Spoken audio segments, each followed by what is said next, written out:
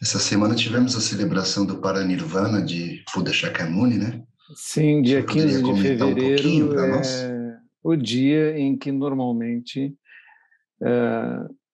se comemora o Parinirvana de Shakyamuni Buda. Ele é objeto de dois sutras, não é? O breve Parinirvana Sutra, que é na prática um resumo, e o Mahaparinirvana Sutra, que são sutras que são facilmente encontrados na internet e que falam sobre as condições, seu momento e os últimos da morte de Buda e os seus últimos ensinamentos. É interessante o ensinamento dele para Ananda, que chora, e Buda pergunta: por que choras, Ananda? E Ananda diz: porque o Senhor, que é minha luz, está morrendo.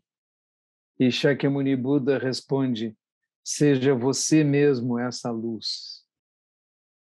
Esse tipo de ensinamento continua perpassando o budismo sobre a forma da ideia da transmissão da luz, como se o mestre desse uma lâmpada para o discípulo para que ele iluminasse seu caminho, e essa lâmpada vai passando de mão em mão. Então, é a história da transmissão da lâmpada ou de transmissão da luz. Obrigado, Sensei. Temos a primeira pergunta de Pedro Henrique. Boa noite, Sensei e Sangha. Obrigado pela prática. Como balanceamos a ajuda que oferecemos? Para não oferecer demais, trazendo desconforto ou acomodação, nem de menos causando sofrimento. Gachô. Esse é o tipo da pergunta cuja resposta é a circunstância, não é? E como fazer isso? O budismo não é bem um manual de como fazer, não é? Porque o que sucede é que nós, em cada circunstância, temos que escolher o caminho mais adequado e a dose mais adequada daquilo que estamos fazendo e quanto estamos interferindo. Obrigado, Sensei. Temos uma segunda pergunta de Glauco Schultz. Boa noite, monge Gensho e Sangha. Como podemos interpretar o significado de salvar ou libertar todos os seres? Outras religiões que defendem a existência de um Deus também usam termos salvação. Mas no Zen budismo, sem essa intervenção externa, como podemos salvar e libertar os outros? Como é isso? Como isso é possível?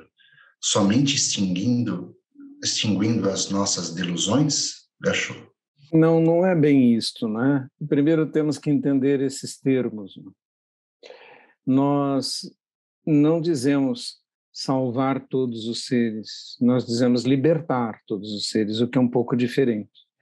Porque a palavra salvar no cristianismo, cultura na qual estamos mergulhados, significa salvar da morte.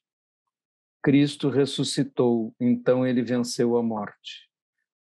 Como ele venceu a morte, tornou possível que todos possam ressuscitar. Por isso ele é o Salvador, aquele que salva.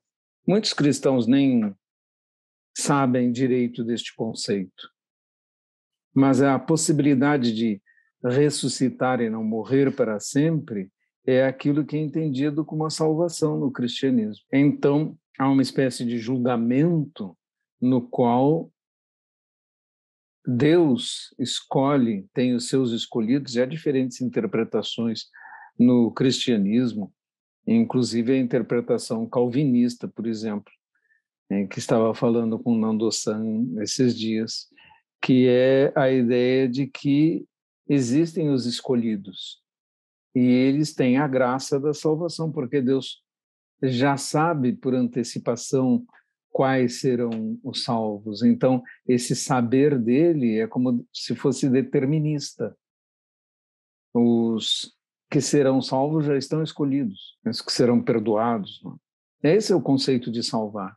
O conceito do budismo é libertar e libertar da cadeia sem fim de retornos, de estar preso a novas manifestações, libertar-se das ilusões que nos prendem à noção de um eu. Então, no Zen, quando nós dizemos libertar os outros de suas ilusões, levar a eles o Dharma, de modo que eles possam se libertar das prisões, das suas ilusões, que os levam a repetir sempre os mesmos erros e assim sofrer.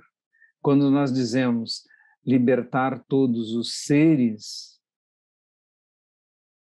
é porque é uma promessa impossível, paradoxalmente impossível. O Bodhisattva se compromete a não ir embora enquanto houver alguém ainda a ser salvo. Ele vai lá salvar o último. Nós vemos essa tragédia que aconteceu em Petrópolis agora. Imagine que você é um que está tentando tirar pessoas do soterramento, da morte, da prisão, do que desabou sobre elas.